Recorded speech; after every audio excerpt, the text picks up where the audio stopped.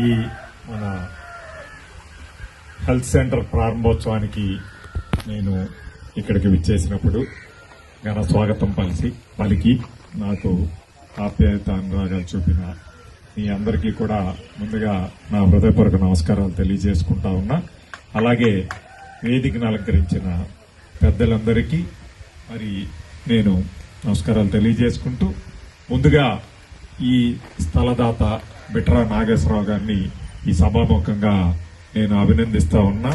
మరి వారికి భవిష్యత్తులో ఈ గ్రామానికి, ఎందుకంటే ఈ గ్రామంలో పుట్టి పెరిగి ఈ గ్రామం నుంచి హైదరాబాద్ వెళ్లి మరి దేవుడి దయ వల్ల ఆయన కృషి వల్ల ఆయన ఎంతో కొంత సంపాదించుకొని మంచి పొజిషన్ లో ఉన్నారు. కాబట్టి ఈ పుట్టిన గ్రామాన్ని మరవకుండా ఈ పుట్టిన గ్రామానికి ఏదో ఒకటి చేయాలనే ఉద్దేశంతో మరి ఇక్కడ ఈ 5 సెంటు స్థలాన్ని ఉచితంగా ఇచ్చినందుకు, అంతేకాకుండా మరి ముఖ్యంగా ఇంకా మనం ఈ గ్రామంలో సచివాలయం ఒకటి, రైతు భరోసా కేంద్రం కూడా నిర్మించుకోవాల్సిన అవసరం ఉంది.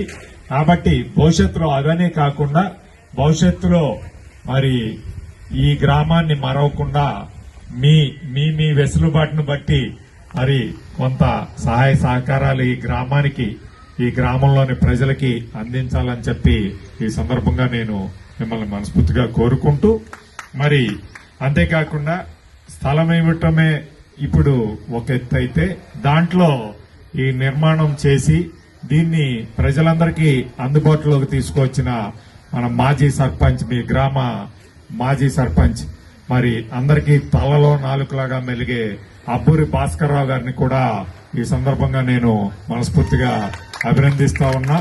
ఎందుకంటే ఈ రోజు పరిస్థితుల్లో అదివరకిట్లాగా పరిస్థితులు లేవు. అదివరకంటే ఏదో మసిపుల్స్ మారేడుకాయ చేశారు, సున్నం వేసి కట్టేశారు అనే పరిస్థితులు ఈ రోజు ఈ జగన్మోహన్ రెడ్డి గారి ప్రభుత్వంలో లేవు. ఈ రోజు ఒక కాంట్రాక్ట్, ఒక వర్క్ చేశారు.